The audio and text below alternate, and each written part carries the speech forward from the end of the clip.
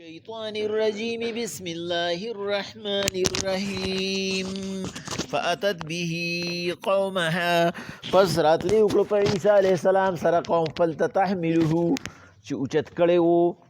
قالوا ويل وتقوم يا مريم اي بيبي مريم لقد جئت شيئا فريا تا خو یو ډیر لوی کار کړی دی یا اخت هارون اي خور د هارون ما كان ابوکی امرأ سو نوستا پلار بدکارا گننگار وما كانت امکی بغیا او نستا مور سرکشوا فاشارت الیه پس مریم بی بی اشاره وکړه ماشوم ته قالوا ویل قوم کیف نکلمو سرنګ به خبرې کوي من هغه څوک کان فی المهد صبیا چې د زانګو ماشوم دی قال ویل عیسی علیہ السلام انی عبد الله بشک زد الله بندیم آتانی الکتابه راکی بماتا کتاب وجعلنی نبیا جوڑی بمی پیغمبر وجعلنی مبارکا اینما کنتو او برکت بوی پها غزے کی کمزے کی چیزیم و اوسانی بالصلاة حکم بکوم زد منز والزکاة او د زکاة ما دمت حیا ترسو چی ژوندیما وبرم بوالدتی نیکی کونکی بایما د خپل مور سره ولم یجعلنی جبارا شقیا او نیمز جوړ کړی رب خپل جبارا ظالم شقیا او بدبختا وسلام علی امن دیوی سلام دیوی په ما باندې یوم ولدتو په هغه ورځ چې کله زه پیدا شوم و یوم اموتو کله به چې زه وفات کیږم و یوم ابعث حیا او کله چې زه دوباره راپورته کیږم ذالک عیسی ابن مریم دا خبرې چې وکړې دا عیسی علیہ السلام زوی د بیبي مریم قول الحق حق خبرې وکړې الذي فيه يمترون ای بنی اسرائیلو چې ستاسو پکې شک دی ما کان لله ان يتخذ من ولد الله لره مناسب ندی لایق ندی چې هغه د پاره دی اولادی سبحانه الله لره فاکره د اولادنا اذا قضى امرا هر کلا چې هغه فیصله وکړي د یو کار فانما یقول له فس اراده وکړي هغه کار ته کن چې شا فیکون نشي وان الله ربي وربكم دک ذات بشک الله ربي وربكم رب زما او استاسو دی فاعبدوه پس داغه عبادت وکې هذا صراط مستقیم دکنی غلار دا الله پاک وی پیغمبر علیه الصلاۃ والسلام فاتت به قومها تحمله فس چې کله عیسی علیه الصلاۃ والسلام پیدا شو او د صحیح قول مطابق د سوار لسورزو شو یا د یو قول مطابق د درې ورځو شو د سوار لسورزو قول محمود لوسی سیب کړی دی په روح المعانی کې او د درې ورځو قول امام جساس چې کم دینو کړی دی هغې وی په احکام القرآن کې چې کله دی د سوار لسورزو شو یا د درې ورځو شو نو مریم بی بی فاتت به قومها تحمله رای وست خپل قوم ته چې اوچت کړی په هغې کې اغستی قالوا قوم وتوی یا مریم لقد جئت شیئا فریا تا خو یو ډیر لوی کار کړی دی فریا تا خو یو ډیر لوی کار کړی دی اصل کې فر ویلی شي کټکولو تا خو د فطرت د کټکولو کار کړی دی ستانه خو زمونږ دا تمه نه وه یا اخت هارون ای خور د هارون ما کان ابوکی نو پلار ستا امرأ سوئن سړی ناکارا پلار خو دې هم ناکاره نه و چې عمران صاحب او د بیت المقدس امام وما كانت امکی بغیه او نه د مور سرکشه وه نه د مور طرف ته او نه د پلار طرف ته داسې څوک شته چې ستا غونته کې دا عجیبه غونته کاري کړي کله چې د پیغمبر علیهم الصلاۃ والسلام یو صحابي هغه نجران طرف ته لړو دا نجران چې کومو دا علاقه و د عیسایانو نو هغې دې نه تپوس وکړو چې ستاسو د کلام کې څه عجیبه غونته خبره ده په قرآن کې هغې وایي چې یا اخت هارون ای د هارون خورې حالانکې د هارون علیه السلام او د عیسی علیه السلام ترمنځ د خو 2.5 زره کاله نو څنګه ورته هغې نسبت وکړو د هارون علیه السلام ته دا خو ډېر عجیبه دغه نه دی دا نسبت نه دی هغوی ته څنګه پته ولګېده چې دا د هارون علیه السلام خور ده او 2.5 کاله پس هم د هغه خور موجوده وه نو صحابه داسې عام خلک نه وو چې هغوی به لکه زمونږ غونته کې دا د انا مسله جوړوله چې مسله به ورته یا معلومه وه یا نه وي بیا نه دا داسې ده که نه د ځان نه به یې ورته مسله وکړه نه هغوی به د پیغمبر علیهم السلام نه تپوس کوو ځکه چې پیغمبر صلی الله علیه وسلم حدیث مبارک و چې هغه څوک چې هغه د ځان نه فتوه ورکړي د ځان نه خبره وکړي د ځان نه مسله حل کړي او د هغې د قرآن او د حدیث سره څه مناسبت ني نو الله پاک به ورته په ورځې د قیامت باندې د اور واګي چې دا ژبه ولې وسوځي ولې د الله او د هغه د پیغمبر د قانون نه خلاف کارو هغه ورته یې زه به خپل پیغمبر نه تپوس وکړم نو راغی پیغمبر صلی الله علیه وسلم ته یې وویل زه دغه شانته نجران ته تللی وم او د هغه د عیسایانو ما ته دا خبره وکړه چې ستاسو دا قرآن خو عجیبه خبره کوي د 2.5 کالو رشته قایم دی هارون علیه السلام کله تیر شوی دی 2.5 کاله عمر د چا دی پیغمبر علیهم السلام ورته وی ای د خدای نیکه بنده ته به ورته ویلو چې د یهودیانو دا طریقه وه چې هغوی به چاته په عمل کې اشاره کوله نو چې نیک عمله سړی به نو هغه سره به وله مناسبت جوړو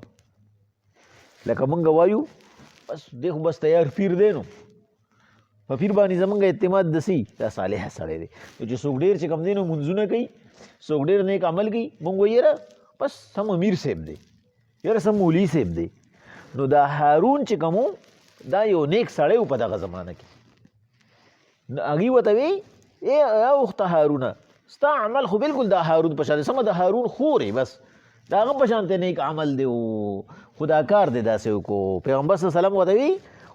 ورته به دې ویلي وو یعنې ورته دا خبره ووایه هغه لړه ورته یې ووایې چې د دې هارون نه مقصد هغه اشاره نیک عمل ته ده چې د هغه سړي چې نیک عمل دی هغه شانته نیک عمل ستا دی زمونږ په تا باندې دا یقین نه نو فاشارت الیه هغې اشاره وکړه عیسی علیه السلام ته ځکه چې الله پاک ورته ویلي چې څوک هم راځي اشاره به کې خبرې به ورسره نه کې نو هغې ورته اشاره وکړه نو قالو هغې ووی کیف نکلم من کان فی المهد صبیا څنګه به موږ سره خبرې وکړي هغه څوک چې هغه د زانګو ماشوم دی مهد زانګو ته نه وي مهد ویلی شي د ماشومانو د ملاستې ځای ته چې هر ځای سملي هغې ته مهد وي نو هغې ورته ووی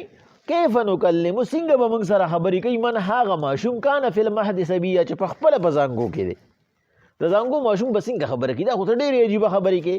قال انی عبد الله عیسی علیه السلام ولد مریم بیبي د غېږې نه آواز ورکړو زه د الله بنده یم اتانی الکتابه راکوي به ماته کتاب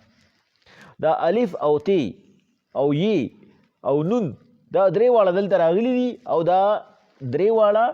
دا چې کوم دی د مستقبل چې فیوچر ورته ویلی شي دا د هغې اشاره ده اتین دا چې کوم الف تی یی نون دا چې د کوم جملې په سر کې راشي په عربی کې نه هغه د مستقبل طرف ته اشاره کوي راتلونکي زمانه کې اتانی الکتاب راکوي به ماته کتاب وجعلنی نبیه او ما به جوړی پیغمبر دې وخت کې خو ماشوم یم خو ګورې زما دپاره الله دا څیزونه مقرر کړي دي بل وجعلنی مبارکا اینما کنتو هر هغه ځای به برکتناکي هر هغه ځای باندې به د الله رحمت یي کوم ځای کې چې زه موجود یم و اوصاني بالصلاة والزکات او زما حکم ورکوم نصیحت به کوم خلکو ته د عبادت بدني او د عبادت مالی صلات عبادت بدني د الله د حقونو والزکات او د عبادت مالی د بندګانو د حقونو به ذکر کوم ما دمت حیه تر څو چې زما ژوند دی تر څو چې یم بس تر هغې پورې به دا زما طریقې په دې وجه باندې مونږ ویلي د عیسی علیه السلام په دوباره راتلو کې چې لکه څنګه هغې تلي دي دقه شانتې چې هغې راشي د 33 سال په عمر کې دا متفقه قول دی چې تلي دي او د 33 سال په عمر کې به واپس راځي د هغې ځمکې سره چې کوم رابطه وه هغه کټ شوې ده هم د هغه ځای نه به بیا شروع کېږي نو مخکې به هم دغه تبلیغ کو بیا چې راشي هم د هغه زمانه به د ټولو نه ښکلې زمانه او د دجال د وجلو نه پس به هغه 50 سال ژوندي د صحیح قول مطابق او چې څوک وایي د 43 سال په عمر کې ختلی وي نو هغې وایي 40 سال به ژوندي واده به کوي او ښه د امن وخت به تېروي او هغه ټول برکات هغه وایي هغه ټول برکتونه چې کوم ځای کې زه یم نو وجعلني مبارکا اینما کنتو ټول زیب باندې به د الله رحمتونه هغه برکتونه به مو واپس راځي الله پاک وی بلې څه ووایي وبرم بوالدتي زه به ډېر نیکي کوونکی یم د خپلې والدې سره یعنی الله د والدې ذکر وکړو چې والدین خو دواړه قابل احترام دي خو والده چې دا هغې ستا تکلیفونه ډېر اوچت کړي دي مور ستا ډېر تکلیفونه اوچت کړي دي مور په تا باندې ډېره زخمی شوې ده نو د مور به ډېر خیال ساتې نو هغه ورته وایي برم بوالدتي د مور به تابعدار یم ولم یجعلني جبارا شقیا او نه یې به جوړ کړي زه خپل رب ظالم شقی او بدبخته ظالم هغه چاته ویلی شي چې خلاف قانون کارونه کوي د الله د قانون خلاف به کار نه کوم او شقی بدبخته نه یم چې الله ماله سزا راکړي وسلام علی یوم ولدتو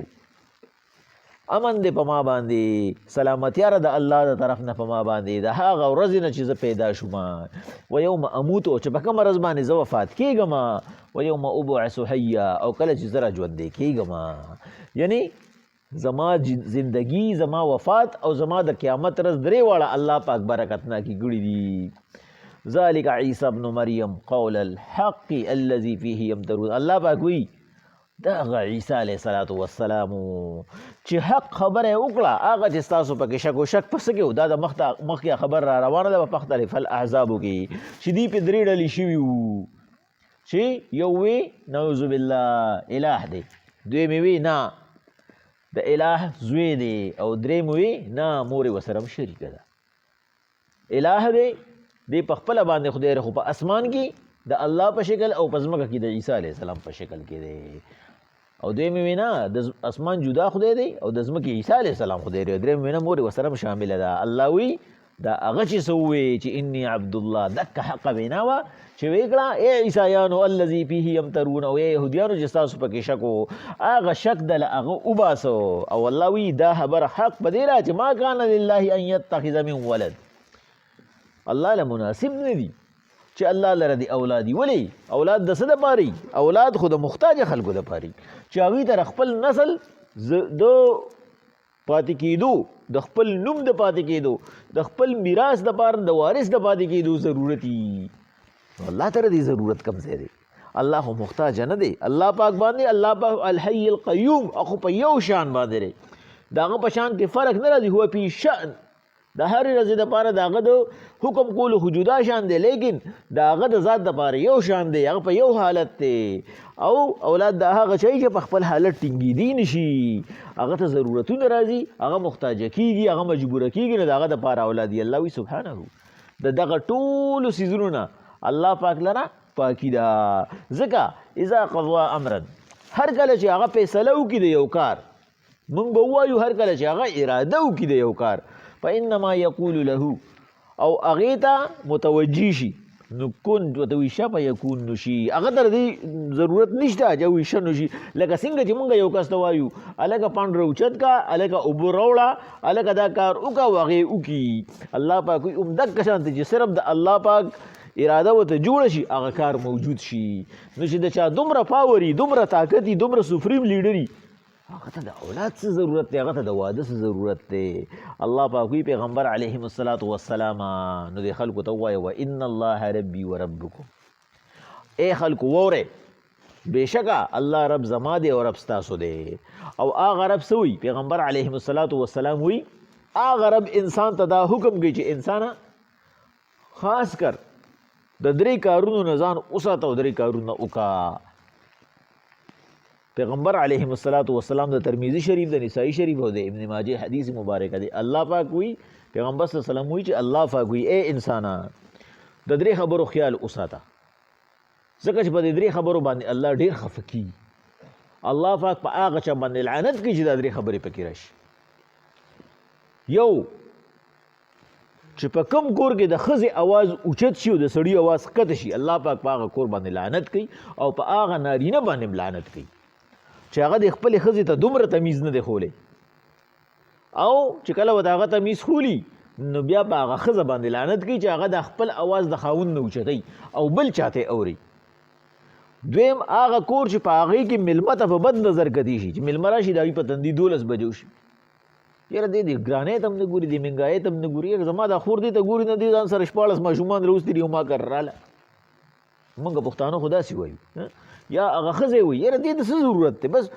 روټۍ د باره کوي. الله پاک وایي په دغه کور باندې پیغمبر صلی الله علیه وسلم وایي الله پاک لعنت کوي. او دریم هغه کور چې هغې کې پردي حقونه پراته، هغه سره د پلار حقي، د مور حقي، د رور حقي، د ښځې حقي، د خور حقي یا پردي حقي ورسره او هغې نه ورکوي، نو الله پاک په هغې باندې لعنت کوي. او حضرت ابو ذر رضی الله تعالی عنه وایي پیغمبر علیه الصلاة والسلام په هغه 15 خبرې چې ما ته وښولې چې الله پاک په هغه کور باندې او په هغه بنده باندې رحمت کوي، په هغې کې لومبنۍ خبره ما ته الله پاک پیغمبر صلی الله علیه وسلم وایي چې الله پاک وایي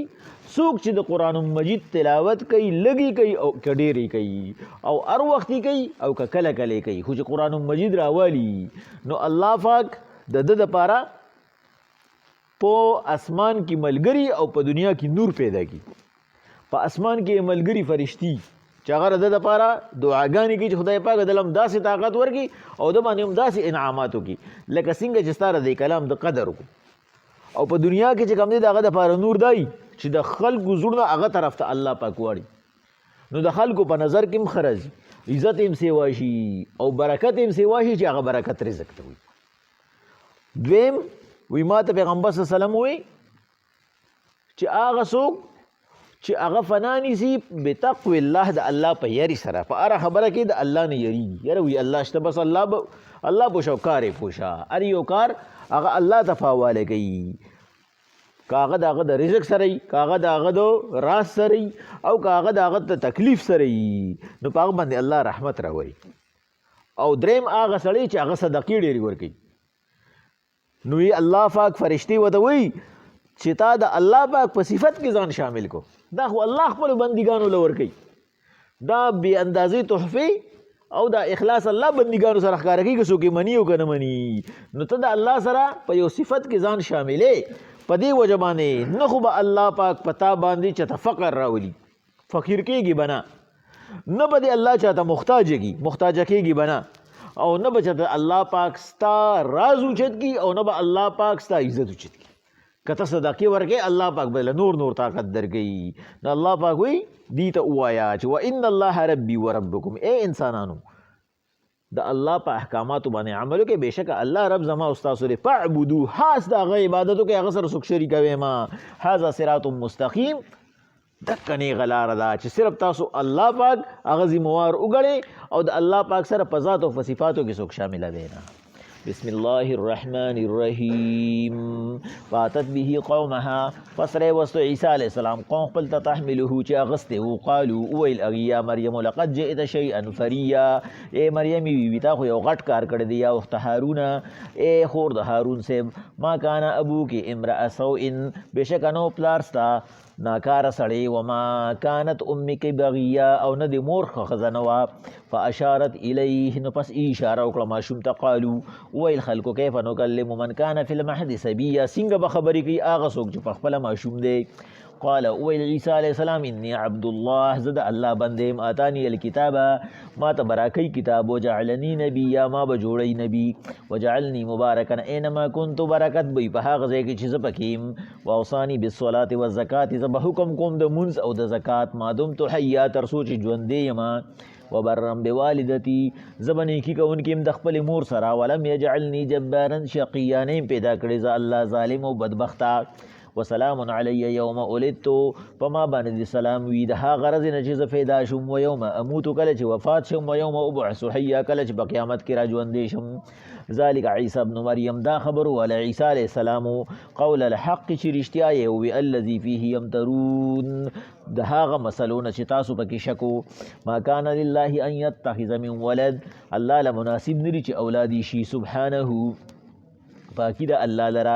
اذا قضوا امرا، کله چې هغه فیصله وکړي د یو کار، فانما یقول له کن فیکون،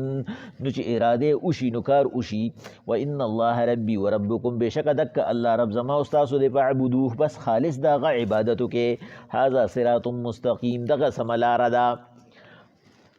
فاتت به قوم